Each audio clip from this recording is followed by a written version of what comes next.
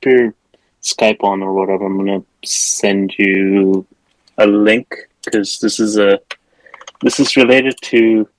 Actually, you know what? Watch this video before we start. You know, I'll give you a couple of nightmares, but there's a point to it.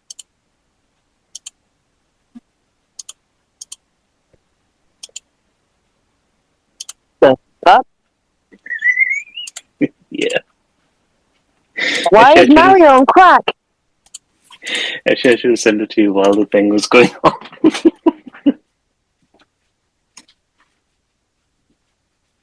Maybe I'll cut this part out and put it at the end or something. I'm sorry, I'm scared. It's like John Wayne Gacy and Mario had some form of warped child. And I'm not okay with it. You think that's a child?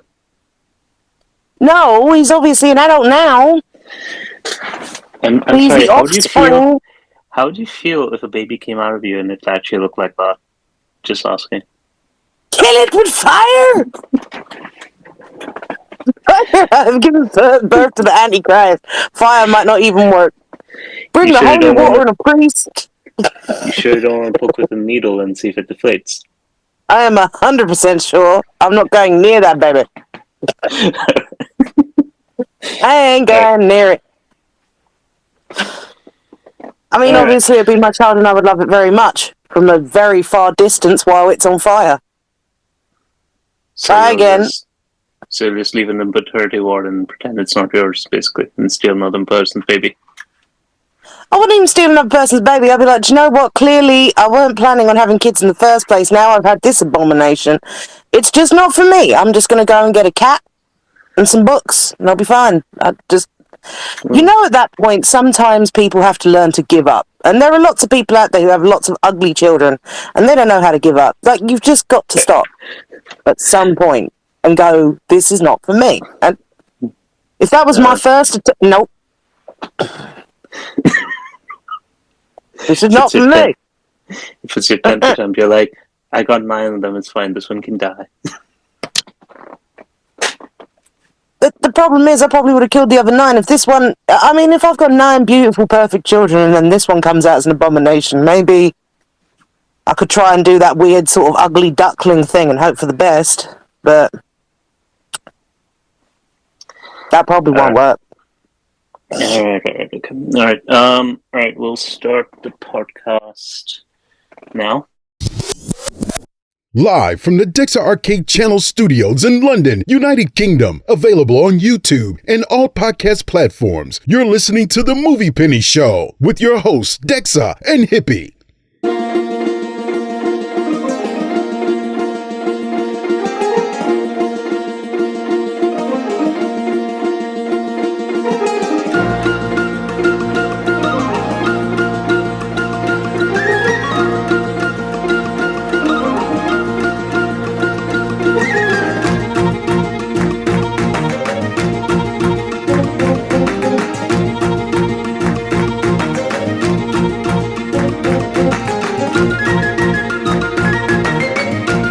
You're listening to The Movie Penny Show with your hosts, Dexa and Hippie.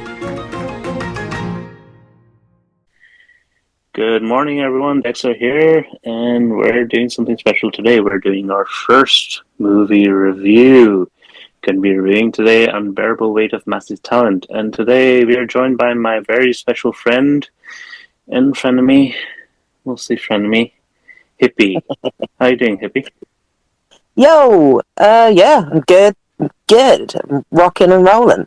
So, what's this movie you're trying to convince me about? So this is a celebration of all things Nicolas Cage. It is called The Unbearable Weight of Massive Talent. And you should have watched the trailer like I asked you to. I did watch the trailer. Then you know what the movie's about. Why are you asking me? It's basically being John Malkovich, but it's more like being Nick Malkovich. Like, I get it. No, it's better than that in a way, because it's slightly more sane and slightly more insane. But anyways, before we jump into the review, I will be warning you all that we'll only be discussing the actual review for the first 5 minutes, and then we'll be jumping right into spoilers. So if you want to know what I think of the movie, just listen for 5 minutes and then shut the review off, because we'll be jumping right into spoilers afterwards. Don't say I didn't warn you. This will generally be a very spoiler-heavy show because that's when the fun starts.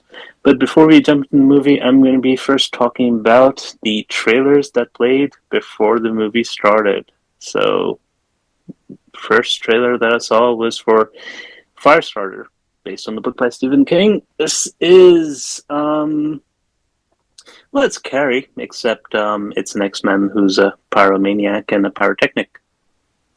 Oh, so what you're telling me is basically Stephen King wrote a book and then just rewrote it several times, and all the films are quite similar.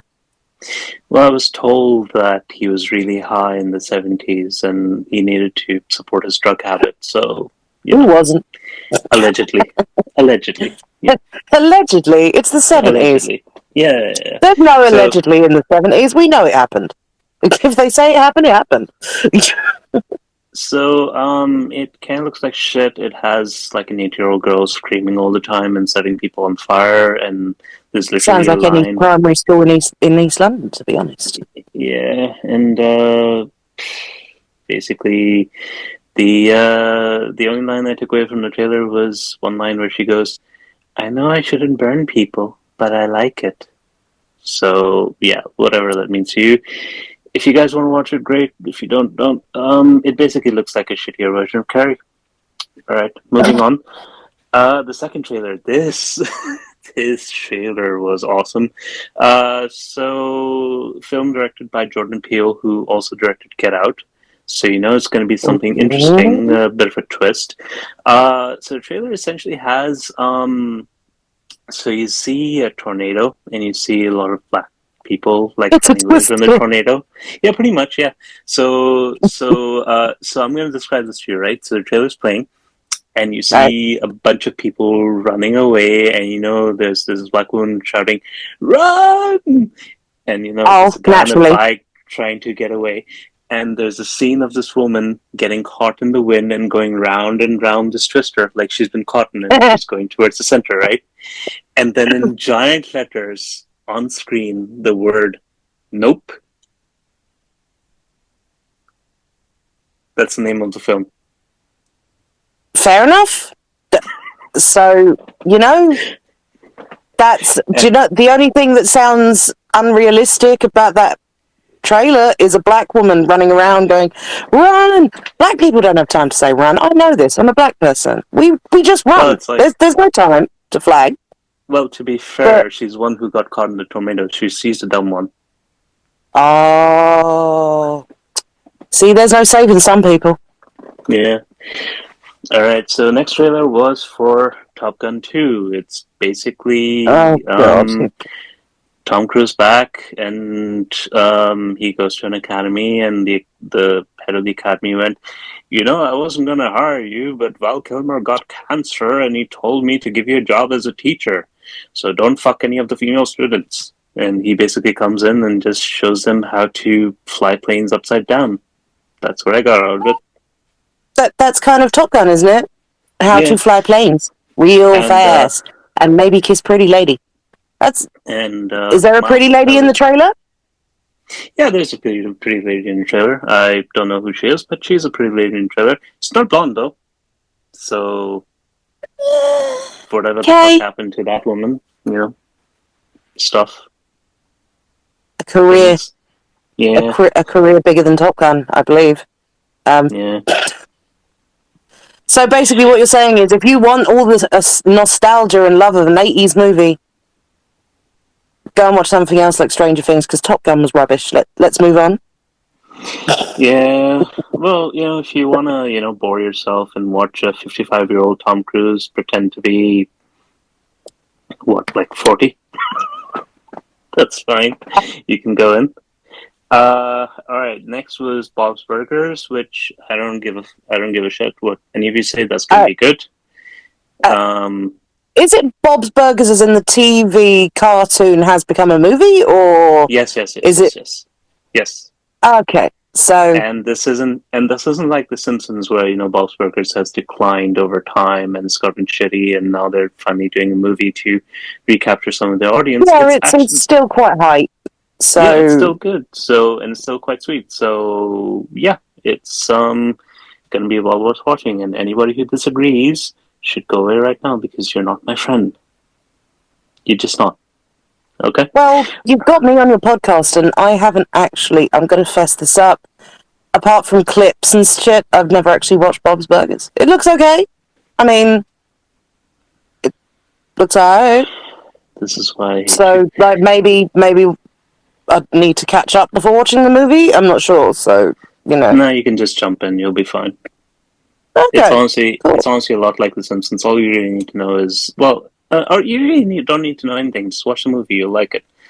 All right. So next was Elvis. It's a biopic. It has Tom Hanks in it as a recording person with a really, really bad Southern accent. The actor who plays Alex looks fine. Movie looks fine. It looks like basically another version of Bohemian Rhapsody that came out last year. So I mean, yeah, Who's it based on? Elvis Presley. Oh, Elvis. Oh, Yeah. oh, Yeah. Oh, are they sure? Wait, if Tom Hanks has a southern accent, like, I'm guessing he's not playing the king. Right, we're not going to have Elvis at death door. He's playing like a 60-year-old recording studio person thingy who signs the man who found Elvis. Like, that sort of thing. Oh dear. Yeah, and his southern accent is just that shitty. Like, I exactly. mean, there's a thing about that. If like, there's so many biopic movies coming out now, I'm sure that Elvis is going to hit a button somewhere. I just hope that they actually bring up the fact that he stole all of the music off of more talented black people. But I love Elvis, so we'll see. All right. So next was Bullet Train, which is a Brad Pitt vehicle.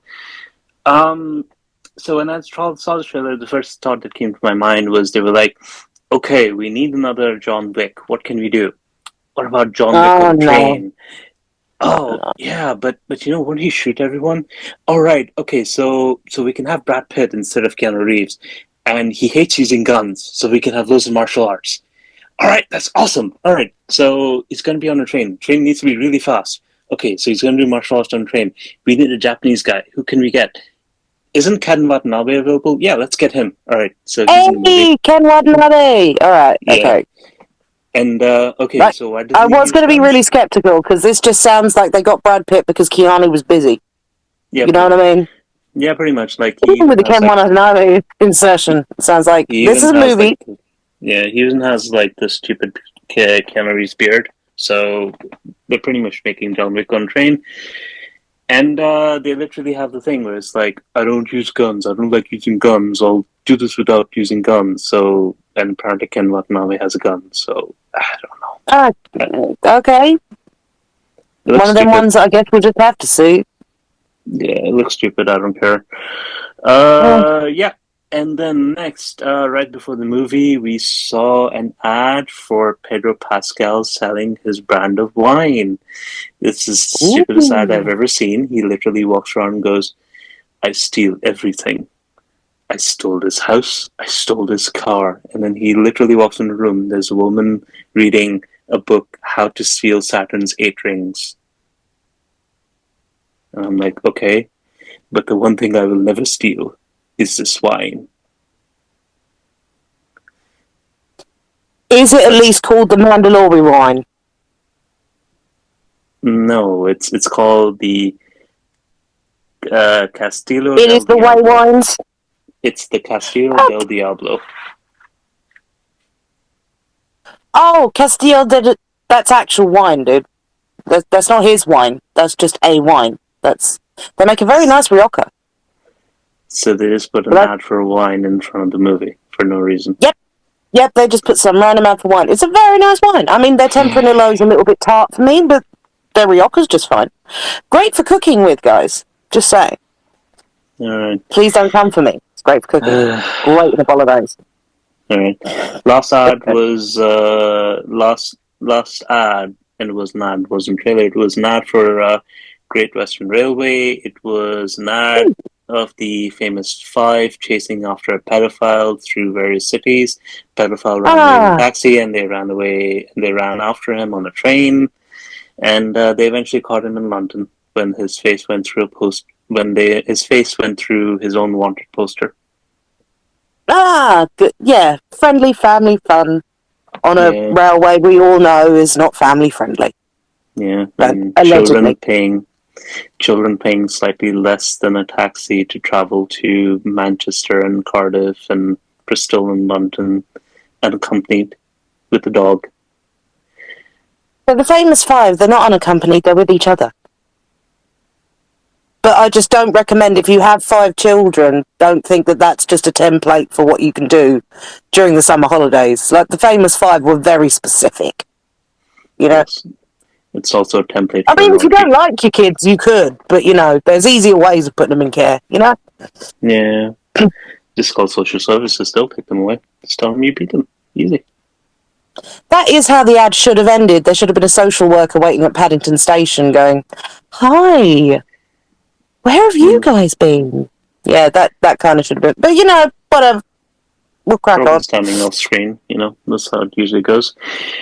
Alright, so, so we're going to jump into the review for the movie now, non-spoiler review.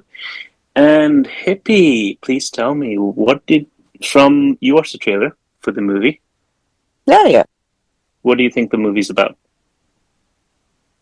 Well, like, as I stated earlier, it's obviously being Nick Malkovich. It's one of these projects where they clearly had the concept of an acting within an acting metaverse sort of thing. So it's Nick Cage is himself, probably a hyperbolic version of it, and he's suddenly embroiled in international scandal with Pedro Pascal, who I wouldn't mind being embroiled in any scandal with Pedro Pascal, to be honest.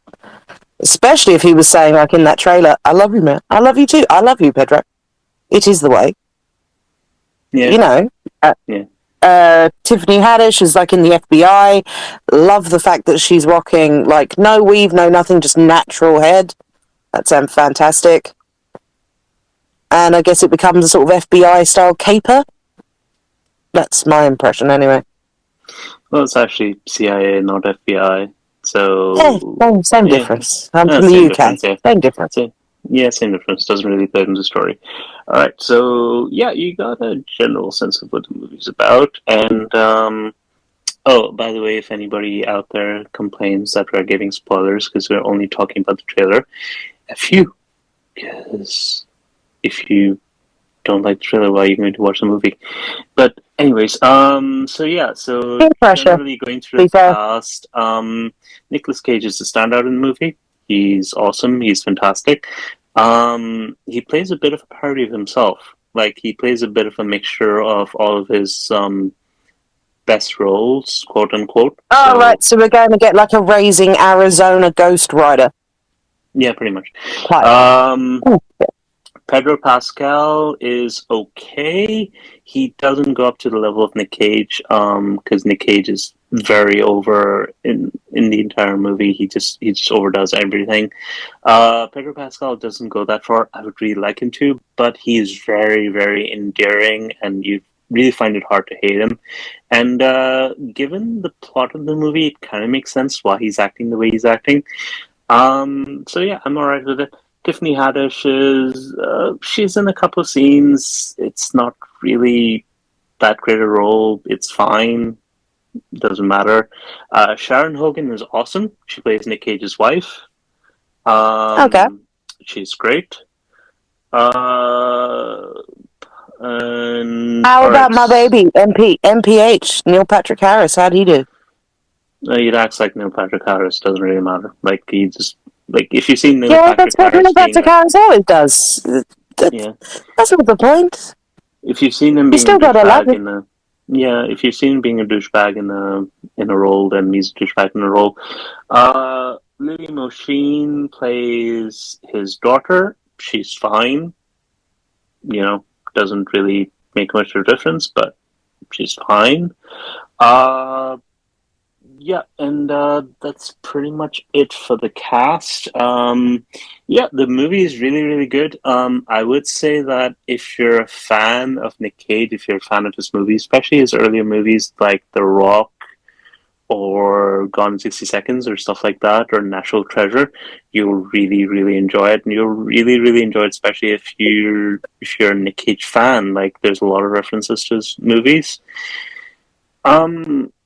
It's just a good time, really.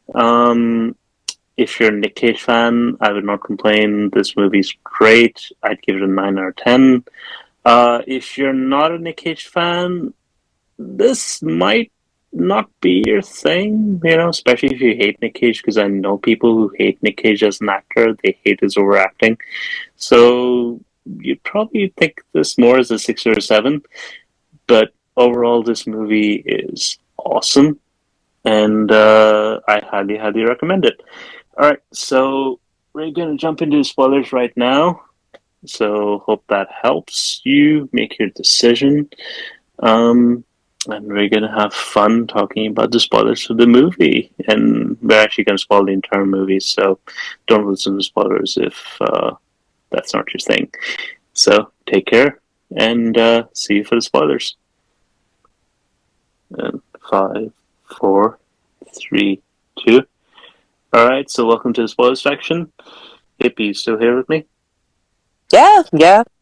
Alright, so I'm just going to go over my notes, and we're going to be spoiling the entire movie from top to bottom. Don't worry about if you're debating whether or not you should see the movie, even if it's spoiled for you. You should still see the fucking movie, because you're going to see a lot of stuff here that well, we're going to be talking about a lot of stuff. I'm going to be talking about a lot of stuff that happens in the movie, but at the end of the day, actually watching it for yourself is way, way better. All right, so we started the movie. We start the movie in Spain, and start the movie with a rando teenage girl and a guy watching the end of Con Air, where Nick Cage is, standing on screen and, meeting his daughter and his lovely ex-wife, and he's like, "Oh, I got a bunny for you," and she's basically looking at the screen going, "Nick Cage, he's so fucking cool," or "he's so fucking hot," and something, and suddenly, you get assailants with guns coming into the apartment, and they knock out the guy, and they chase after the girl, and she's running while, the music from Con Air is playing in the background, and, I think it's Leanne Ryan singing, "How do I live without you?" And she's running and trying to fight them off, and at this point, we have no idea why these people have broken into this apartment, so the only thing that I can guess is that Michael Bay has sent these people to this apartment because she's watching this movie illegally, on some streaming site. Just my supposition. But yeah, she gets knocked out and kidnapped. And then we see Nicolas Cage. Nicolas Cage is going to meet a director for a movie, and he's going to try out a part, and he does his Nick Cage stuff. I'm not going to be able to do the scene justice, so I'm just going to skip to the next scene and talk about Neil Patrick Harris, who appears as a douchebag, and he basically asks him,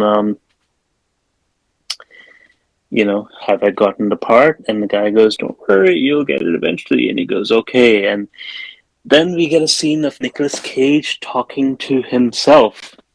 You see Nicolas Cage with a beard sitting down, and next to him is a CGI Nicolas Cage. And when I said CGI Nicolas Cage, I don't mean a good CGI Nicolas Cage. I mean a really bad CGI Nicolas Cage, like Sorcerer's Apprentice. No. Like that level. What's the guy who plays Superman in Justice League? Henry Cavill. Henry Dude. Cavill, yeah. Like Henry Cavill mustache, bad CGI Nicolas Cage. And he's basically No, playing, no, no. So, yeah, like, yeah. everybody knows if you're going to talk about bad moustache CGI, we talk about Wonder Woman. That is how bad. Like, Henry Cavill's moustache was not as bad as. So, in league with that, is it Henry Cavill moustache bad? Or David Thewlis moustache bad? Henry Cavill mustache bad. Yeah, it's not too bad. Yeah, so we get a blonde Nicolas Cage wearing a jacket. He's basically playing half the character from Raising Arizona, half the character from Face Off, the evil character, not the good character, like a mixture of the two. Yes. And he's basically playing his ego, and it's kind of awesome. He's like, and you know, you have this bearded Nicolas Cage sitting down. He's like, dude, I don't know if I'm gonna get this. He's like, fuck you, of course you're gonna get this. We're Nicolas fucking Cage, and he's like, yeah, you're right. I am Nicolas fucking Cage. He's like, yeah, we were never gone, you know, and you know what? We're Nick Cage, and we're back. That's right, we're back. Not that we were ever gone. Not that we were ever gone. And Just, yes, I'm not. okay, Yes. no. What? No. What? Like, I understand a bit of hubris, a little bit of ego rubbing, but that scene sounds to me like a hubristic nightmare.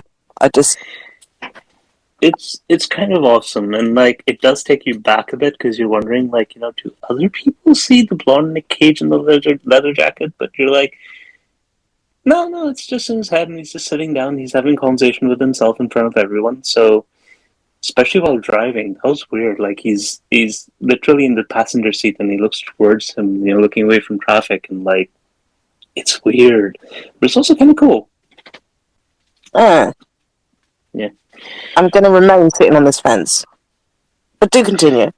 Yeah. Oh, so I basically skipped this. It is in my notes, but I skipped reading it. So summing up this movie, this movie is basically Nick Cage's version of Space Jam. What do you think that means to you?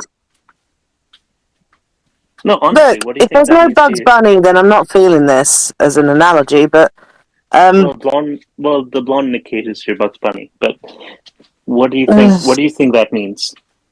Like, what was Space Jam about? I mean, it was about basketball. This movie is clearly not about basketball. However, if you want to get deeper on it, it's about displacement. So Michael Jordan is obviously... No, so Space Jam was a fictional story of Michael Jordan's return to basketball. Yes? Yeah. And although we have to remember that at the start of Space Jam, he had no interest in basketball. So it's more a case of peer pressure into going back into roles that you feel that you need to because of public opinion. Wait, we're going to get back to that.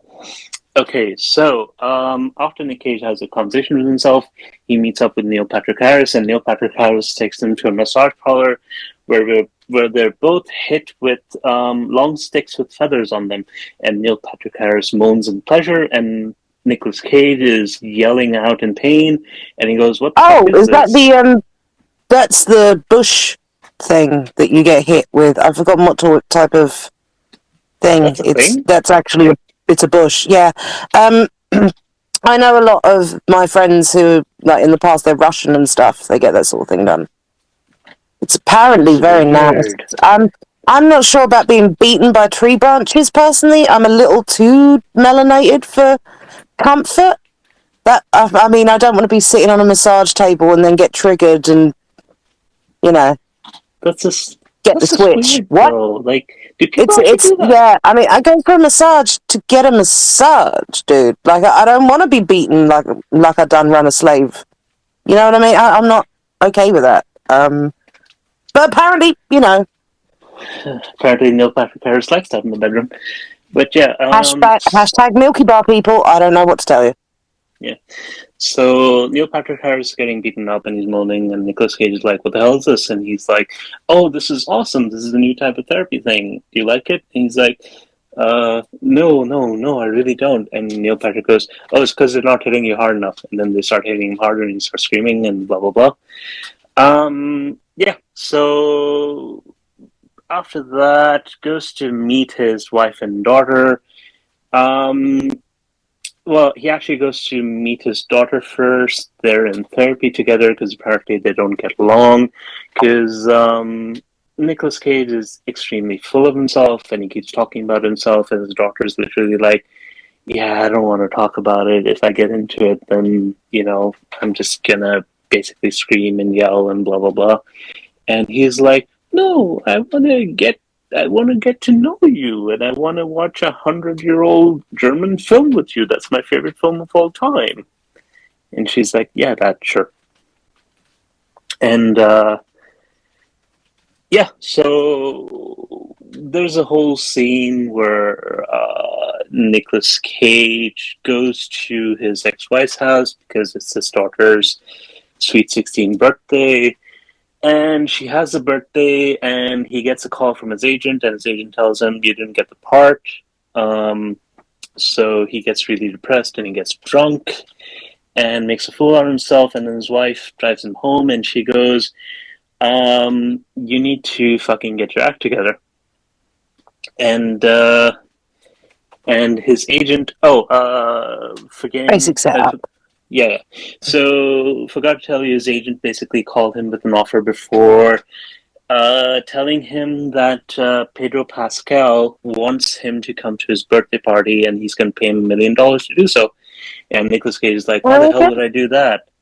And Neil Patrick Harris goes, oh, because you're living in a hotel because your ex-wife threw you out, and you're $600,000 in debt, and we need to pay that off. And he's like, no, I don't want to debase myself like that. I'm an actor. I'll get this role. So apparently when he doesn't get this role, he calls up Neil Patrick Harris and he goes, hey, douchebag, I'm going to retire from acting. Get me that birthday party thing. Yeah. So that's what happens. So... he gets on a private jet and sees on the news that the girl kidnapped in the beginning was the daughter of a president of some... not president of some country, daughter of a candidate for president of some country who's running an election or something. And, the thingy, twist, whatever it's called, intrigue, that's the word. Yeah. And, drama. So... gets on a private jet, goes to lands in the place, and he's picked up by Pedro Pascal, whose name is Javier or Javi, and at the time when he first meets him, he goes, "Hold on, I need to make a call." He calls up his agent and he goes, "So what the fuck does this guy want? What does he want me to do?" And he goes, "Oh, he just wants you to come to his birthday party, and he sent a script and stuff for you to read." And Nick Cage goes does he want me to suck his dick or fuck his wife while he watches or something? Yeah, the natural questions. And he's like, no, at least I don't think so, no. And he goes, all right, okay, and then. And he meets Pedro Pascal, and there's a funny scene where he basically doesn't know he's Javi, and he goes, listen, I don't know what you guys are into, but I'm not going to suck his dick, and I'm not going to have him watch me fuck his wife or some shit like that. It's just not going to happen, okay? I'm just going to come to the party, and I'm going to go home. And he goes, I'm Javi. And he goes, nice to meet you. And he goes on a boat. He gets on a boat. Comedy. Haha, comedy. And, there's a lot of scenes like that where, those comedy movies where they put two actors in situations and they basically go, oh, just come up with some shit, They improvisational comedy. Yeah, pretty much, yeah. So they do a lot of stuff like that, but it doesn't seem like it's improvised. It seems like a lot of it is just written down beforehand. Oh, scripted riffing. Scripted riffing, yeah. It's scripted riffing, all nice. Because If it's funny, then great. Was it funny? it is Did funny. you laugh? I did laugh. Okay. Yeah. Of course, describing it is not as good as seeing it in person. Yeah. So Nick Cage comes to the island. He's extremely depressed and he's drunk. And Javi's like, "I'm your greatest fan. I'm your blah blah blah. I'm your this. I'm your that. You're everything to me." And Nick Cage is like, "Oh yeah, that's great." And Javi's like, "Did you manage to read my screenplay?" And he's like, and Nick Cage is like, "Oh, no, I didn't, because I'm gonna retire from acting. I'm never gonna act again. I'm just a drunkard now." And at that point, how he gets really worried about him, and they and we also get introduced to his cousin Pablo, and his I don't know what the fuck. I don't know what she is. Basically, there's a woman there named Gabriella, right? And That's Alessandra Mastronardi, I think. Yeah. So Isn't in it? the first Yeah. half of the film, she has one or two good scenes, and then later on, she just becomes a lampshade. Like I don't know if you know what that's I referring mean, a very to. pretty lampshade, but Yeah, that's a shame. It's she's sad very. because she has got a lot of scope if that's how they utilised her in the film. But I suppose it does get her over here. Yeah. It gets her more films, I guess. Yeah. But Like honestly, the woman who plays Nick Cage's wife is probably the only actress in the film who really does anything of note. oh, The rest of the time, like Gabriella basically does nothing, and Pablo is kind of like the sleazy Razor Ramon type character who basically is really stereotypical, and he's like, "Oh, you're a big actor, huh? Yeah," shit like that. oof. Yeah. So are we So basically trying to say that we've got a Pablo Escobar type figure in the background of this movie? actually, I was gonna say that Pedro Pascal acts more like a really charismatic Pablo Escobar, but yeah, Fair enough. I mean, he's fair got enough. the, So we go through a scene where Javi takes Nicolas Cage on to a cliff, and he improvises a scene, and he gets Nick Cage into it, and they jump off the cliff, and reminds him that life is beautiful, and he gets back into it, and like he gets back his love of acting, and they really get along, and essentially, Okay. they become fast friends, and he asks him, what are your three favorite movies of all time? And he goes, well, number one is of course Face Off. And Nick Cage goes, really, Face Off? And Javi goes, it is an amazing movie. And Nick Cage goes, hard to argue with that. And the second movie I mean, that it's not hard well, to argue with that. But, well, carry on. All right, and Nicky. You live in that delusional land. Yeah, and the second movie is like the 100-year-old German film, which he keeps getting his daughter to watch, that she hates, which apparently he goes, I thought I was the only one who liked that movie. And the third movie, that's his favorite movie. I mean, what is that time. film? Can you remember the name of that film? I really don't. It's some stupid castle of something film. I don't know. I'll look it up. I don't think it. Yeah. Well, I'll have a look while you continue talking. Yeah. So the third film, that's his favorite film of all time, is Paddington 2. And Nick Cage goes, really? Paddington 2? Out of every single film in history, your favorite film of all time is Paddington 2? He goes, you do not understand the genius of Paddington 2. And then they watch Paddington 2 together, and they're both crying. And he goes, this is a real good fucking movie.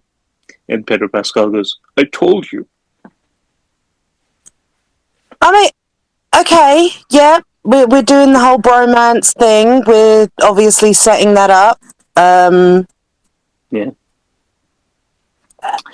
So okay, moving on. Nick Cage is happy, and Javi's happy, and he's walking on the on the it's a compound on an island, and he gets kidnapped by the CIA, and the CIA tells him, Javi's, an international weapon smuggler, and he kidnapped the daughter of this candidate for president in this country, and Tiffany Haddish basically tells him, we need you to infiltrate,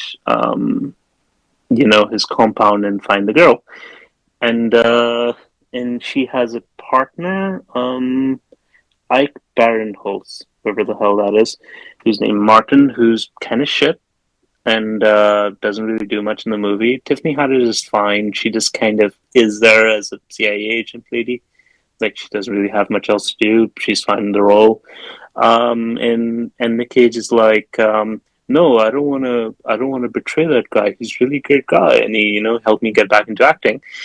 And she's like, the girl that he's kidnapped. You have a daughter the same age, don't you? I'm gonna make you feel guilty about that shit.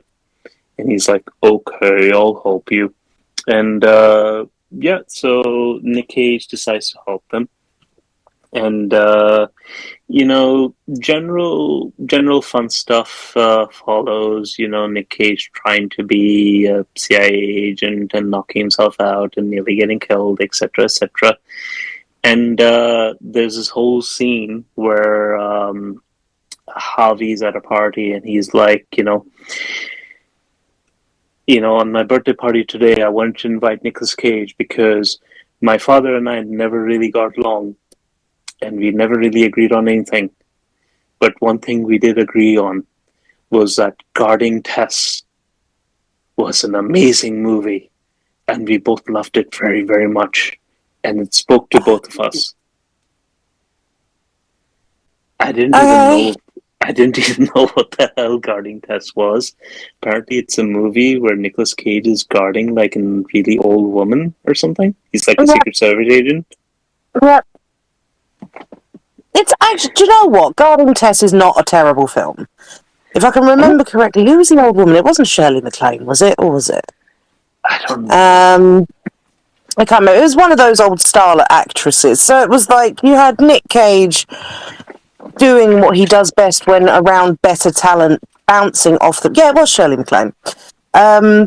It's actually a great movie. But I mean, I have not seen it. Not as hyped as Javier thinks it might be, but good movie. Yeah. Yeah. Okay. I have not seen it. So Nick Cage goes, so I read Javi's screenplay, and Javi's like, does that mean you've agreed to do my movie? And he goes, no. But I will stay here on this compound, and I'll work with you on the script so that we can do another movie.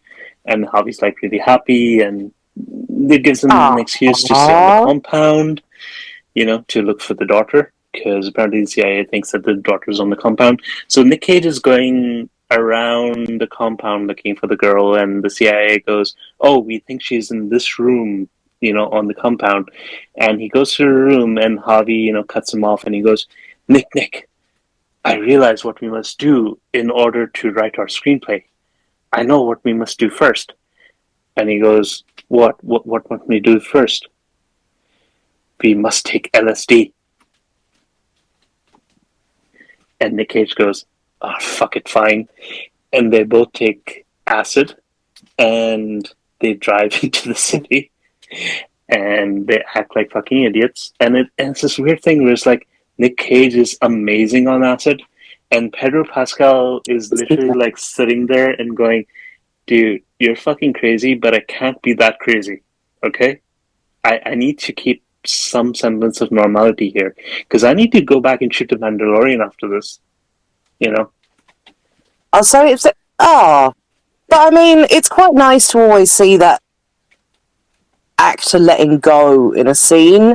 So if Pedro Pascal was kind of holding on to a semblance of normalcy, that's sad. Yeah. Because I would love to have just seen him go oddball off the wall, because he is, a flamboyant character. I mean, they do this scene where, in the trailer, there's a scene where Nick Cage is on the wall, and like so essentially on LSD they get really paranoid that an old like couple is like chasing after them, so they run away from them, and Nick Cage is on the wall, and he's like, don't you dare give up, soldier, you get up here. And Oh, Pedro's like, oh, okay, I'll try, and he falls down, and he goes, I can't pick you up, you're too heavy. And Pedro goes, I know, most of the weight is in my head, I can't help it. And Nick Cage goes, I'll remember you too. And he goes over the wall and jumps on the other side, and Pedro just comes around the corner because apparently the wall isn't really didn't have to breaking. climb the wall, right? Yeah, one of Yeah, those pretty much. Yeah, slapstick tropes. yeah. And then they keep running, and Pedro's like, Nick, you need to be the one to drive us back. Pedro goes, Nick, you need to be the one to drive us back. And Nick goes, no, I can't. I'm on acid. I can't drive on acid. And Pedro goes, yes, I know you can drive on acid. And he goes, how do you know? Because you did your own stunts and gone in 60 seconds. And he goes, how do you know that? I watched the behind the scenes featurette. And so he drives All and right, crashes into everything. fair enough. That one's got me genuinely chuckling. Fair enough. And they drive back into the compound, while crashing into everything. And Of course. when he gets back to the compound, Pedro Pascal is passed out in the car, so Nick Cage goes back to the room where he thinks the girl's going to be. And Pedro appears behind him, and he goes, what are you doing, Nick? And he goes, I need to see what's in this room, Harvey. And he goes, Nick, you don't understand. If you see what's in that room, it might change what you think of me forever. And Nick goes, I need to see what's in that room. And Pedro opens the door, and it's the whole, like, giant hallway filled with Nicolas Cage memorabilia. Like, Oh, right, yeah, posters that's in the trailer. The Nick Cage shrine Yes. thing. And the centerpiece of the shrine is a Madame Tussauds statue of Nick Cage wearing the tux from Face Off with the golden guns. Yep. That's in the trailer too. And they stand in front of it, and Nick Cage goes, where did you get this thing? How much did you pay for it? And Harvey goes, it's grotesque. It's grotesque. And Harvey goes, I'm ashamed to say I paid $6,000 for it. And Nick Cage goes, I'll give you $20,000. Yeah, no, that's... Do you know what? That also had me chuckling at the trailer. I'm not going to lie. I was a bit like, yeah. Especially as it's, one of those tongue-in-cheek references to Nick Cage's spending habits. Because we all know they're crazy. But we'll get into them a bit later.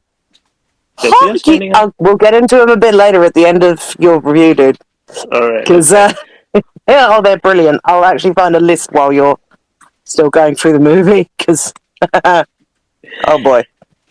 All right, so then the CIA, Tiffany Haddish, meets up with Nick Cage, and she goes,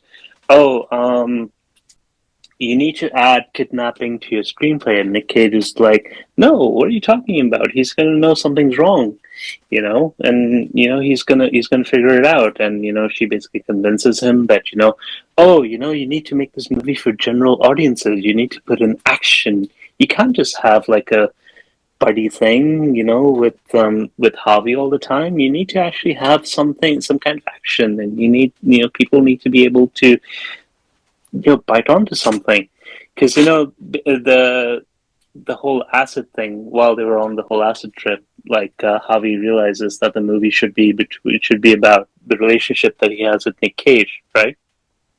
Yeah. And CIA woman goes, add kidnapping to the plot.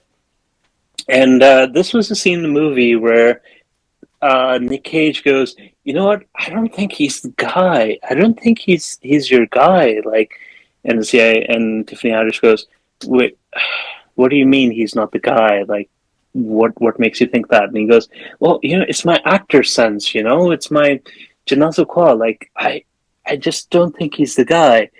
And the CIA goes, well, I trust CIA intelligence over your gut. And I swear to God, at that point in the movie, I was like, I don't fucking trust CIA intelligence. I trust Nicolas Cage's gut. The weirdest thing is, this sounds like, as we're going along with this movie. It's one of those films that's writing a movie while it's a movie. So it's almost like the whole, script idea is that they are actually writing this. Yeah. It's one of them ones. So we get the realism, and then we'll probably get to the end of the movie, not to spoil it for you, but I'm going to assume, as someone who hasn't seen it, that we get to the end of the movie and they've written this as a movie with a bit more pizzazz, panache, as it were. All right, so moving on. So then we have a scene with skeet shooting, and Nicolas Cage talks to Harvey, and he's like, "Oh, we need to add a kidnapping in the movie." And Harvey's like, "No, it doesn't mesh with the tone of the movie. What are you talking about?" And Nicolas Cage uses the same argument. He's like, "Oh, we gotta do it for general audiences." And Harvey's like really, really pissed off, and he basically picks up the skeet shooting gun, and he's coming towards Nick Cage, and he goes, "Nick, I know you're lying to me." And he goes, "Wait, what?" And he goes, "No, you're lying to me. Tell me the truth." He goes, "The truth? You want to hear the truth?" And he's like all scared, and he's like, "I know the truth, that you have unresolved issues with your family, and you're bringing it into our screenplay."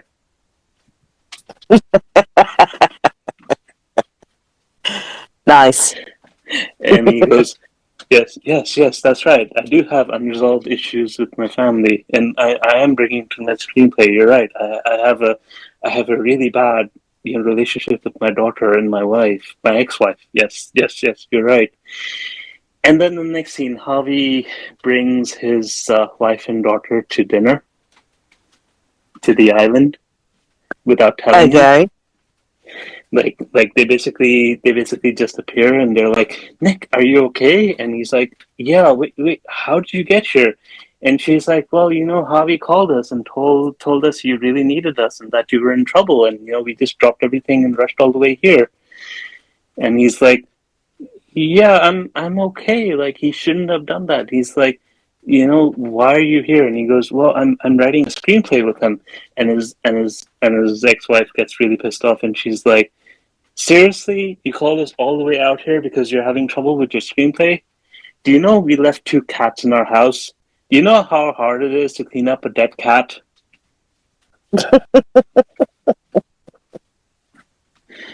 So Harvey basically goes, "Look, he's really troubled, and he really wanted to see you, and it's really, really affecting him. So please, just have dinner with us." So they're having dinner. And Harvey does a thing where basically he goes, "Nick, you should talk to your family." And Nicolas Cage does this really shitty, heartfelt speech to his daughter where he's like, "I'm always trying to, get to know you, and I want to do everything for you, and blah, blah, blah."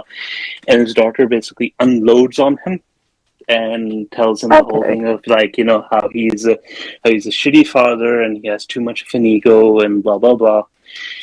And, basically, and it's the funny thing about the scene, right? Because it's a really well acted scene, okay, between Nick Cage's daughter and himself.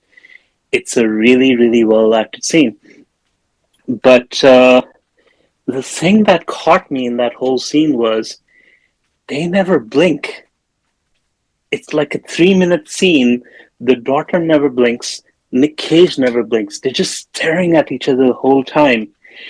And at that point, and there's a point where the camera cuts away to Harvey, and he says something, and it cuts back to Nick Cage, and out of nowhere, there's tears in his eyes, where there weren't any before. Well, you see, here's the thing. That's probably one of those little tongue-in-cheek in-jokes again, because in the acting community, in particular in movie acting, there's a famous story, I believe it's Michael Caine, was told by, I can't remember if it was Laurence Olivier, this isn't a direct quote, but I know it was Michael Caine. "Don't blink." And it's an acting thing that's been moved into sort of the Brechtian era of like showing emotion through, stark contrasting and things like that. And, in terms of realism, apparently to not blink is to show a sort of resilience, and it shows that you're emotionally bound to the scene, because blinking takes you out of that somehow. So it's probably one of those clever little funny quips for the actors, because this is clearly a movie, just like its predecessor, which I keep bringing up, being John Malkovich. This is clearly going to be a movie that's kind of for actors and people in the industry as much as it is for the general public. Yeah, So I'm but guessing the that's scene where the not itself blinking is. comes from. But honestly, the scene itself is so unnatural. I think it is played for comedy. It's not played for actual Well, actors yeah, or whatever. that's what they're doing, isn't it? They're using. It's almost like a pastiche of all of those things that you get taught when you're learning to act, in inverted commas. It's that thing where general public's going to recognise it because we would have all done it at school and things like that, but it's going to be more of a nod towards actual people in the business who go, yeah, no, yeah, not blinking, yeah. Or having a really like a gravitas within your scene and it being completely broken by the fact we all know that you're acting. And maybe that's the additional layers. It's very layered, this movie, I'll give it that. Yeah. Well, there's a lot of references as well. Like I'm skipping a lot of bits because like I Oh can't yeah, spoil everything, like I'm obviously. sure that people will actually, want to actually watch the movie at Yep. some point as well. So Oh, there's one thing that I forgot to tell you. This is one of the best parts of the movie. This is a bit where Nick Cage needs to convince himself that he can actually fool Harvey and try and find the daughter. He has another conversation with his ego, and his ego goes, "What? Like, you have to do this. This is the greatest role of a lifetime. You're Nick fucking Cage." And he goes, "You're right. I am Nick fucking Cage." And then they both stand up and they're like, "Show them that you're fucking Nick Cage." And then blonde Nick Cage kisses actual bearded Nick Cage, and they caress each other for a few minutes. okay. Okay. It's the funniest I mean, thing. yeah. They literally do the thing, right? Where, like, that thing where, a person gets a surprise kiss and then their hands open, like they're in shock, and then suddenly they start clenching the other person's clothes? Yeah. Like it's another, like, once again, it sounds to me like one of those references to cinema. So this sounds like a nice little movie in terms of people who like who like the structure, who like the love of a movie at its sort of core form, which is quite cool. Yeah. Not gonna lie. Alright, so moving on, they have the dinner scene, and then Harvey's called away by his cousin who's in charge of the security of the compound, and his cousin calls him out, and he's eating Fruit Loops at a desk, and he goes, "Harvey, sit down," and he pours him out some Fruit Loops and pours him out some milk, and he tells him about this crime boss who nobody's seen in 15 years that he wants to have form a partnership with, and the reason and in order to form a partnership with him, he's kidnapped the daughter of this presidential candidate who essentially, he needs their guy to become president, so he wants the guy to drop out, so he's kidnapped his daughter and blah blah blah. And Harvey's like, "Oh, that's horrible. But why are you telling me? I have nothing to do with this stuff." And his cousin goes, "Yes, but your friend is a rat." And he goes, "No, seriously, no. You're friends with the CIA." And he goes, "No." And he plays him a recording of Nick Cage, talking with Tiffany Haddish, and he tells Harvey, "Either you kill him or I kill you." And no. Harvey's, of course, crying, and he's really despondent. And the next scene is him driving with Nick Cage to the same cliff that they jumped off of before. And at that point, I had to go and pee, so I left for a few minutes. And when I came back to the cinema, I basically, before I saw them on screen, I basically heard them screaming, I love you too! Why? And then why did you try to shoot me? I didn't try to shoot you, you tried to shoot me! And there's a scene, they're both pointing guns at each other. And I think then, that's referenced in the trailer as well, so I don't think you missed too much. yeah. And then the cousin basically gets tired of them and starts shooting them from, the grassy knoll or whatever, and they start running. And basically Javi's like, Nick, you need to run to the car and start it up for us. And he goes, why should I run to the car? I'm wearing loafers, you're wearing sneakers, you should run to the car.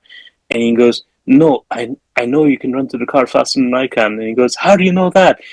Because I watched the behind the scenes featurette on National Treasure, and it says that you did your own stunts. So he goes, fine, fuck it. And then he runs to the car, and Javi runs after him, and they start the car, and they start running. And they run back to the compound, and they meet up with his wife and Gabriella. And, his ex-wife tells him, oh, they took your daughter.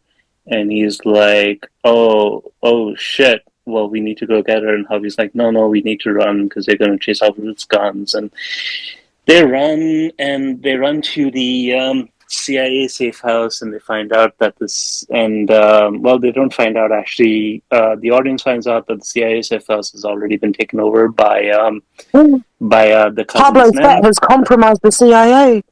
No, it hasn't compromised the CIA. They just kidnapped the agents, and Oh. Tiffany Haddish has a scene, like a really stupid scene where she steals her partner's gun, even though her partner's dead. And they apparently don't search for weapons for some reason. She steals her partner's guns and she shoots all of them, and they shoot her back, and she dies. So everybody dies. So Nick Cage walks into a scene where, CIA people are dead and the cousins people are dead, and Javi's like, oh, wait, we're fucked. All right, I'm going to take us to a safe house that I have that no one knows about. And they go to the safe house, and they come up with a plan, and apparently the plan is, we need to get our daughters back, and I know where my cousin's going to be, and we need to sneak in. So I know what we'll do to sneak in. The guy that hasn't appeared for 15 years that he's trying to make a partnership with, no one knows what he looks like. And Nick Cage's ex-wife was the makeup artist on Captain Corelli's mandolin, so she can do his makeup. Yes. Oh my god. Okay. Okay. Yeah. All right. Well, to be fair, they introduce it earlier in the film, and then it Okay, comes so there was a bit of foreshadowing. very little. Oh boy. Like it's just kind of there, and like he asks her, "Oh, how did you meet your wife?" "Oh, she was the makeup artist from Captain Corelli's mandolin," and apparently that comes up. And Nick literally goes like, "Oh, it's a very underrated film." It's really not, Nick. It's really not. It's kind of shit. Yeah. It's kind of shit. Yeah, it's a terrible interpretation of a beautiful book. But okay, all right, go off, Nick. It's fine. Sorry. So the makeup she does on him, she puts makeup on him, and she puts prosthetics on him, and he looks exactly like that CGI Mario video that I sent you. So, and he's basically an Mario Gacy. And he's basically an Italian stereotype, and he walks with a limp. So that's the thing. And they go to the compound. So they've taken. Oh my god! Actually, I say, oh boy, but that is kind of clever. It's a reference to Marlon Brando, which is quite sweet. Oh, that's kind of cool. So they go to the compound, and the cousin comes up to them, and he basically kicks Nick Cage in the leg, and he holds the gun to his head, and he goes, "Do you think I'm a fool? Do you think I'm a fool?" And his wife's just standing there, and she's standing really stoically, and he's like, and Nick Cage is like, wait, what do you mean? What do you mean? And he's like, do you think I'm a fool? Do you think I trust you if you just appear out of nowhere after 15 years and just expect me to go along with everything? Do you think I'm a fool? And his wife goes, you're not going to kill him. And he goes, why do you think that?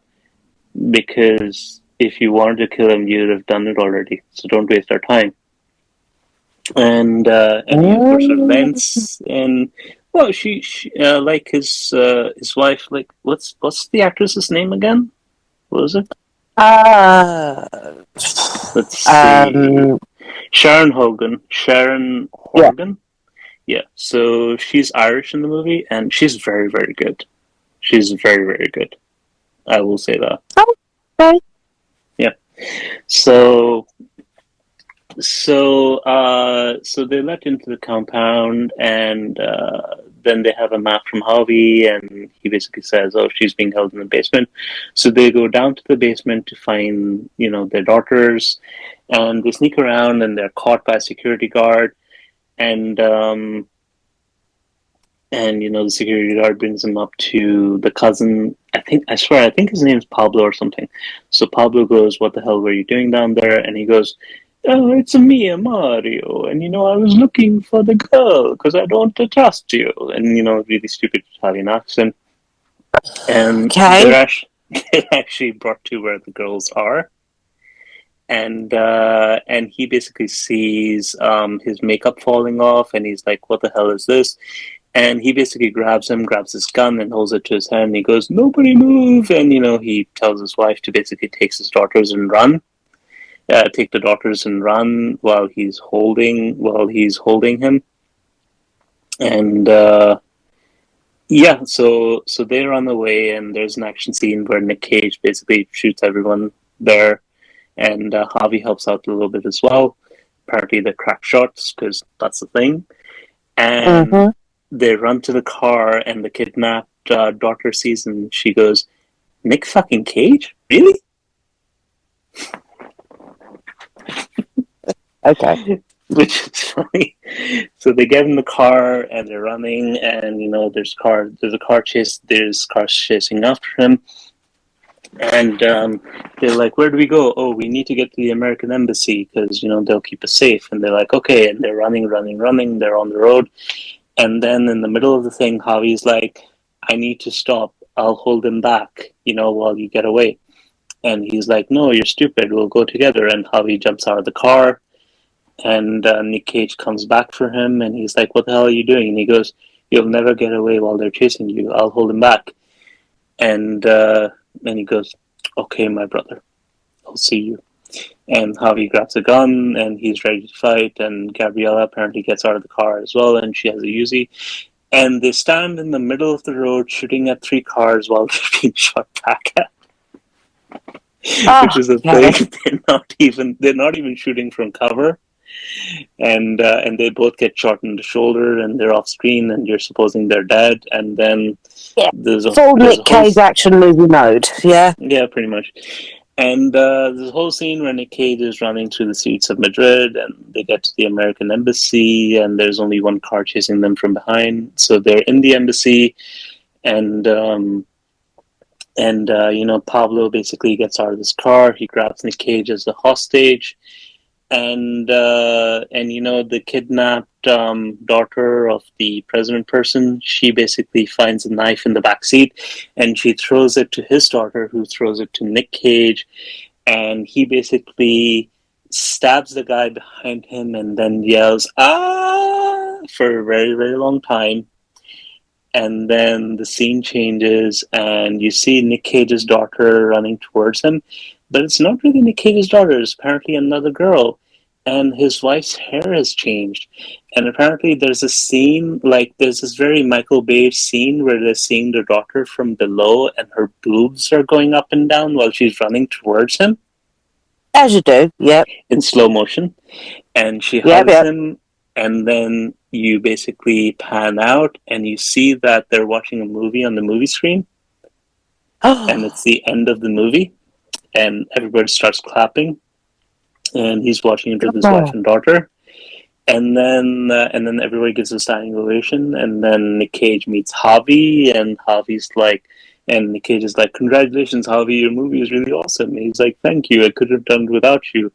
And Nick Cage goes, "I'm going to go with my family. You enjoy, the after party and whatever." And he goes home with his family, and he's sitting around the couch with his wife and daughter, and and they have a really nice scene, and Nick Cage is like, all right, let's watch a movie, and his daughter's like, yeah, sure, we'll watch the 100-year-old movie you like, and he's like, no, I want to watch a movie you like, and his daughter goes, okay, have you ever seen Paddington 2? And the movie ends with them seeing Paddington 2 on the couch, and it's the end. Oh. So very nice ending, very nice movie.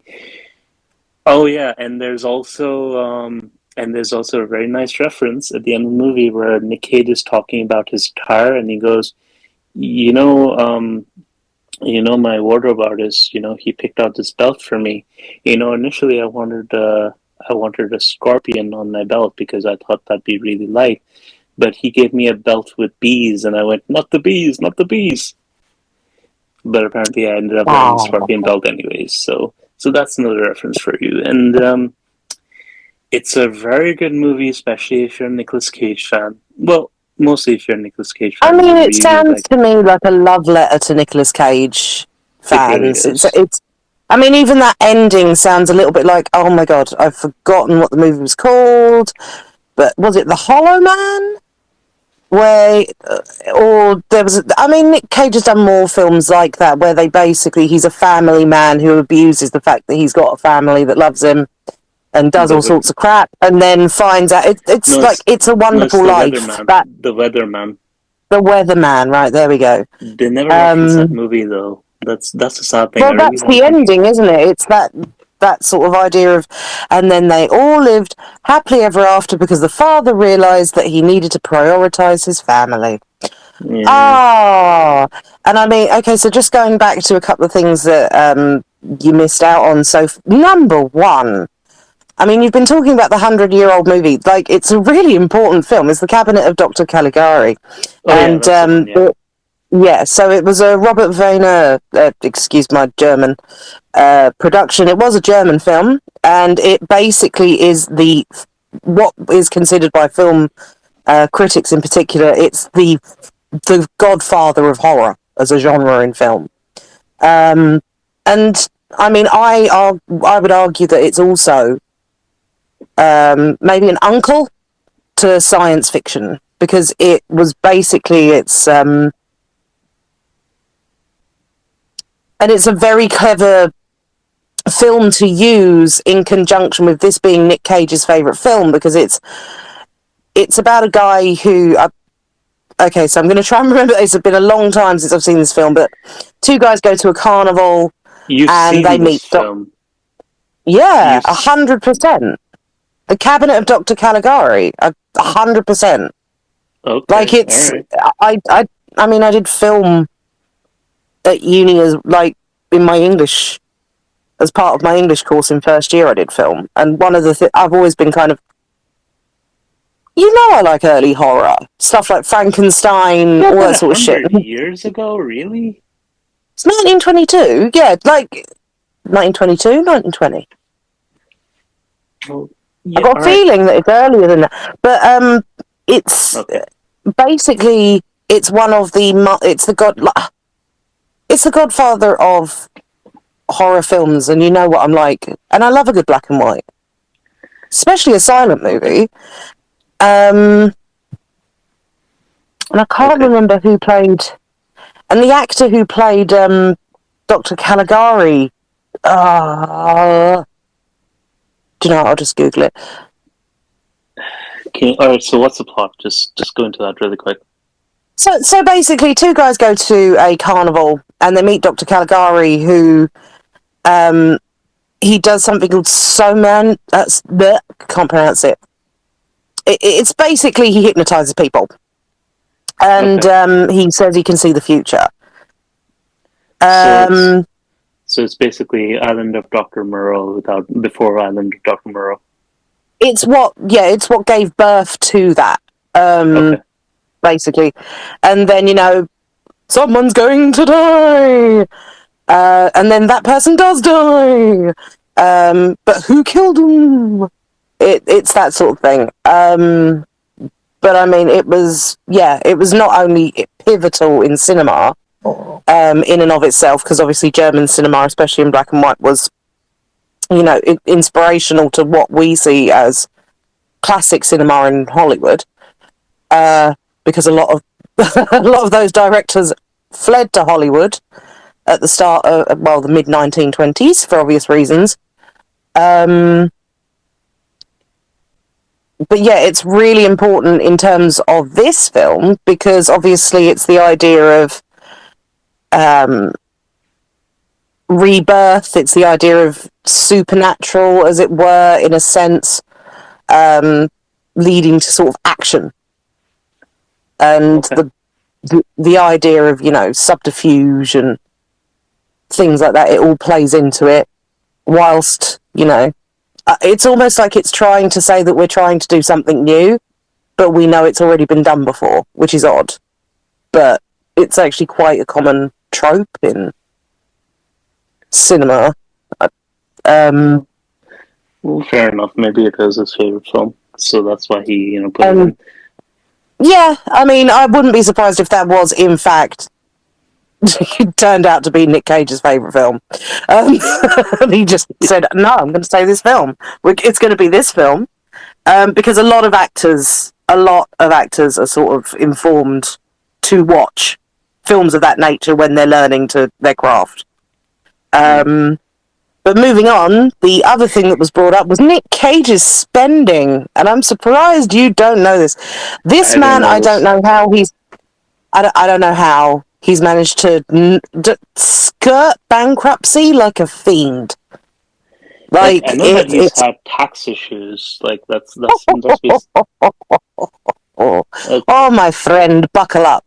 So I'm going to be using Giant Freaking Robot because it's got a great article by Charlene Badassi, came out a few months ago, basically outlining the expenditure of our Mr. Cage.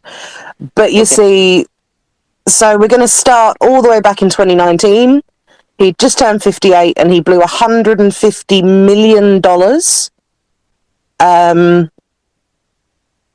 on absolutely insane things. Come on, you need to actually list what he bought. You can't just go. You can't just do I'm going. Trust me, I'm going to list. Come on, all right. And one of the things is, about 9 years earlier, he'd been in trouble with the IRS for $14 million. Oh, come on, let's talk about the $150 million first. Like nobody cares about tax evasion. Move on. You want to know? Want to know? Yes. Well, so he bought exotic pets. Okay. Like snakes. He bought I think he bought a cobra. Like, he bought ridiculous exotic pets. Like crocodiles, cobras, snakes, scorpions, all sorts. Like, ridiculous menagerie. That's just he owns... So, the most haunted house in New Orleans, arguably... because there are some pretty haunted places in New Orleans, is La Laurie Mansion. He bought that. Okay. Well, this article actually says, I'm sorry, it's considered one of the most haunted houses in America. Yeah, that's definitely it. It's like proper voodoo. He owns an island. He has a private island, which is about 40 acres. Okay. He has owned 4 yachts, all about 20 million apiece. Okay. One of which is called Sarita and has a jacuzzi, gym, and rooms for 12 guests. That's a yacht. That's like the minimum. Yeah, oh yeah, I remember this. So in 2007, to show that this is not unusual behaviour for Nick Cage to spend lavishly on properties and cars. I think he has the 150 million. Some of that went towards his 100 plus car collection. He is an absolute petrol head. And just recommendations for anybody listening: if you want to go on YouTube and have a little look at him being on Top Gear, it's brilliant. Top Gear in the UK a long time ago, so it might take a bit of digging, but you'll find it. So yeah, you can see where 150 might have gone, but back in the day, he still did this sort of stuff. I mean, he outbid Leo DiCaprio for a 70 million year old dinosaur skull. Okay. That cost him in 2007 about $276,000. He Okay, picked up so a 1971 luxury sports car from the Shah of Iran for nearly $500,000. you know what? Like, Oh, that's it. okay, so I'm hearing all this, right? This doesn't seem very unreasonable. Like everything seems very Owning reasonable to 2 spending. king cobras and an octopus doesn't sound potentially unreasonable to you. That's just people in Florida. I'm Owning a sorry. dinosaur skull. Again, people in Florida do that all the time. I don't see a problem Yeah, with that. and there's no problem with that until they stop paying their taxes on it. That's You where the know, problems start to arise, you Nick know what Cage. you wanna look up someone's spending habits. You should look up freaking John McAfee. That guy's insane. Okay, that Well, guy, yeah, but like, he's not in this movie. no, well, probably should be. Like, he could be. Like, that guy, No, he couldn't be, because Nick Cage had probably tried to outbid him on something. It's just, no. I know about John McAfee. Yeah, so I John like his McAfee, spending. I wouldn't mind so a crumb of his spending. So John McAfee, what he does is he lives on a private island off the coast of Mm-hmm. Indonesia. He doesn't own the island. He just lives there through help from the government. The Oh, government actually pays for his guards. Like, he pays the government to provide him with armed guards, yeah. which follow him around all day. He has a harem, a cavalcade of harems, who basically not only have sex with him, they also um, please don't be eating when I describe this. They also shit on him whenever he wants, and one of the things that he likes to do is lie in a hammock outside while women shit on him. Uh, from I above. mean, no Yeah, kink shaming here. If you're yeah, into scat, then fine. yeah, But the only scat that I want to hear comes out of Nina Simone's mouth. That's all I'm saying. and Ew. yeah. Yeah, and of course, there's the general, coke, PCP, LSD, whatever that he takes every day. So that's the thing. Oh But yeah, yeah, of course, cocktail of drugs. yeah. But yeah, moving on back to the movie. Yeah. So what I would say is that Nick Cage in this movie, like, it kind of follows, like, aside from the rest of the cast, which is basically they're just acting. Nick Cage and Pedro Pascal are the main core of this movie, and Nick Cage basically acts like an amalgamation of his roles in every single movie that he's ever been in, right? Mm. So, like, his main role is the straight man that he plays in The Rock and Face Off and all these movies, while the blonde haired egomaniac is the insane part of himself that he plays in every single movie, while Pedro Pascal, he's playing Javi, who's acting in the movie for the first time. So of course he's going to play the straight man because he's doing his best to act. He can't really match up to Nicolas Cage, and Nicolas Cage is going to be the centerpiece of the movie. So, like, he's not going to outdo him. So he's just going to be this very, very endearing person, and he is extremely endearing throughout. Like, you can't help but like Javi. Like, no matter how bad the CIA says, the horrible things that he's done, you always, when Nicolas Cage goes, I know this guy is not the guy you're looking for, and you're like, yeah, he's a really nice guy. I don't think he's like a mass murderer like you say he is. Well, to just jump in on that, I mean, in recent history, that is a growing thing, especially in sort of comedy, that sort of buddy pair up. And Yeah. I'd just like to reference, if anyone hasn't seen it out there, come on, guys. If you have seen it, Brooklyn Nine-Nine, the relationship between Andy Samberg's character and his... And Captain Holt. It's No, kind of I mean him and, what is it, Judy? Judy. Oh, his best friend. Yeah, yeah, Yeah, yeah. the guy who's constantly getting into prison and constantly kidnapping him. Doug Judy. Oh, Judy. Yeah, yeah, yeah. I know what you're talking about. Yeah. So, I mean, it's Oh, that sort of dynamic of having the. No, he's not a no, I mean, yes, he is a villain, but he's not a villain at the same time.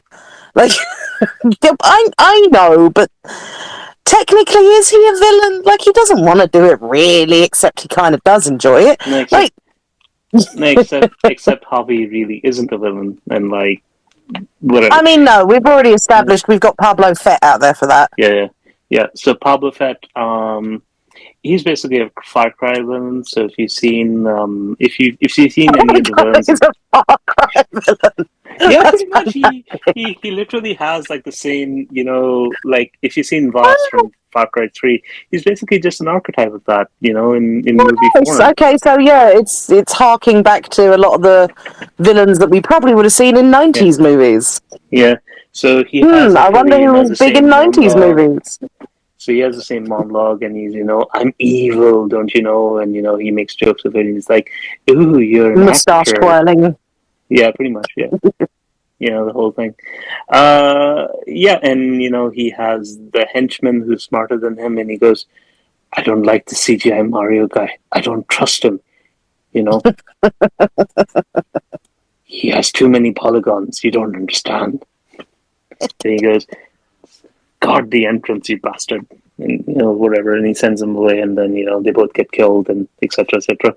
But yeah, so coming to the conclusion here. As I said before, I rate this movie a 9 out of 10, personally. Well worth watching in the cinema. I would not begrudge anyone watching in the cinema. Definitely buy it on Blu-ray or watch it on Netflix when it comes out. Hippie, given my description of this movie, how would you rate this? On an interest level of 1 to 10. Okay, so coming in hot, I'm going to reveal something that in our friendship I have never revealed. I can't stand Nick Cage. Can't stand. It's the standard thing of the overacting. It's one of those things where, funnily enough, when researching the film, just because you said you'd watched him for this podcast, one of the people that was lined up for the film, other than Nick Cage, to play the Nick Cage role, is another actor that I can't stand for exactly the same reason, Daniel Day-Lewis. It's just, you can tell whatever they're doing, they are acting.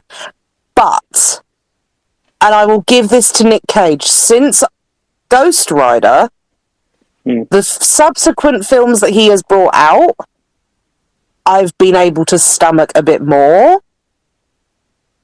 And I am one of those very few people out there that kind of like National Treasure. I didn't hate it. And it was the turning point for me with Nick Cage. So now that he's released a film like this, funnily enough, it makes me like him a bit more. Because it's obviously a film where he is taking the mickey out of himself, and it's the ultimate irony.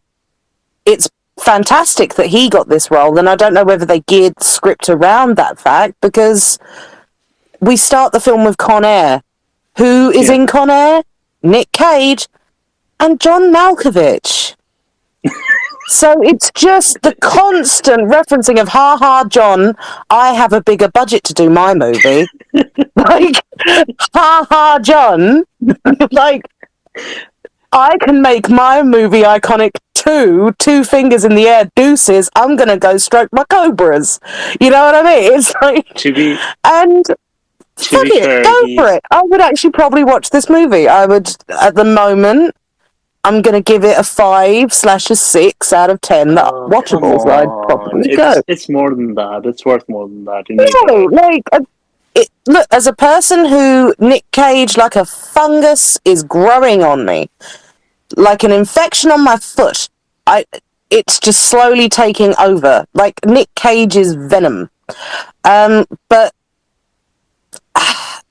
I still know that there's going to be bits in this film that are going to make me cringe in a way that I don't enjoy, because I'm going to go, oh, come on.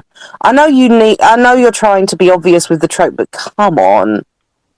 But I don't know how, when I'm sitting there in front of the movie, I will react to that, whether I'll just go along with it or not. is subject to the day. So for me, I personally might, if it's the sort of movie, if someone turned around and said, "Hey, are you free today? I know you're never free. I'm going to see this movie. Let me treat you to the cinema," because I live in London. Cinema's expensive. Don't be ridiculous. I'd go, but I would not be going, "Oh, Hubster, we need to go to the cinema. Let's go see this movie." It's not going to happen. But, But you'd suffer in silence for 2 hours. Yeah, just like I did when we went to go see Wonder Woman. Now, I suffered for your art. Okay. So, to be fair, I suffered too. Yeah, but you came out of it with positives. Actually, in ultimate fairness, in our friendship, the ultimate movie that we have seen together that should be dusted off the earth was RoboCop. So, Oh, God, that movie was horrible. Dusted off and the earth. Worst thing was people I met after that movie who told me it was good, and I wanted to strangle them. Those people don't exist anymore. I made sure of that. I sent my flying monkeys. It's just, I don't know. Do you know what? Yeah, I'm going to stick with 6. I will be fairer than 5. I will say 6. If this movie came out on Netflix and I've got nothing to do and I'm not working and I have nothing else to watch, because, everything is gone now. R.I.P. Peaky Blinders. But Alright, well, anyways, our viewers know who has better taste, so we'll just stick with that. Alright. Yeah, me. That's why they're going to listen to me. But, that's not the point. Yeah, you're the one who watches the 100-year-old German film. I think I one-up you on that, thanks. Since my taste is more modern. My tastes are modern, it's just I'm educated, buffoon. At the end of the day... Yeah, I don't see how it's to my detriment seeing a 100-year-old movie. The word you're looking for is uppity. You can't say that. I could, strike him! Strike him down! I don't care if we're kind of the same shade. He can't be saying that to me. I'm from a different area. No. No, we're from different sides of a very brown coin, but you can't be saying that to me. Hit you below the belt, did I? The belt! Wow! The belt. What do you want me to go and... Are you going to mention a Switch later? What? Wow! Wow, Dex! Wow! Listeners... Calm down, right? This isn't a BDSM podcast, for fuck's sake. Just because we talked about hitting each other with sticks doesn't mean you should break up switches. Look, what we do at the weekend is down to us people who are listening out there, and hitting each other with sticks is showing how much we care about each other as friends. It's cool. This is why only problem is... This is why we don't meet usually, and we only talk on the phone. Just saying. But it's because you're embarrassing and you haven't seen 100-year-old movies, Dex. That's the problem. That's the problem. I'll stick with stuff within the last 20 years. No, not the last 20 years. The last 40 years. God, I'm old. Oh. Yeah, good luck with that, because I'm not old and I've still seen more movies than you, which the listeners will be able to pick up on in our future podcasts, where we're going to be doing a lot more exploration of that. You haven't seen more movies than me. You've seen older movies than me. There's a difference. No. Yeah. My friend, I think it will come out that I have seen more movies than you. Just because you've seen a lot more of the modern and contemporary movies... You don't add up how long ago the movies came out. You add up the number that the movies... See, now you're coming for a person who... Listeners, let me tell you, I've known this man for a long time. He knows I'm dyscalculic. I can't do numbers. See this? See the abuse I have to put up with just because I've seen more movies? Guys, write in the comments. Tell us what you think. Speaking of abuse, Hippie will be watching The Batman as our next movie, which IGN has listed as the second best Batman movie of all time. I hardly disagree, however, I will wait. Yes, I hardly disagree, however, I will wait for her opinion as well, and we will do a podcast about it together. And unlike this And I'm warning podcast, you that now, will be... if Batman sparkles, you guys are going to have to listen to me cry some more. He only sparkles in daylight.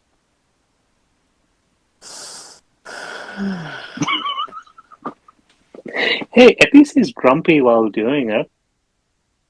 He was grumpy in Twilight. He was grumpy in Harry Potter. He was grumpy at primary school. I don't know, but... He died in Harry Potter, so at least... Yeah, it was glorious. I mean, sorry, Hufflepuff, man. But you know.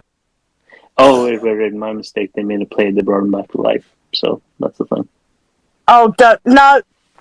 When that comes out, listeners, we will be talking about this movie. You don't know about that. Like, she made a play where he goes back to the past. I know. It's Harry Potter and the Cursed Child. I've seen it. There's a film coming out this year. I think it's this year.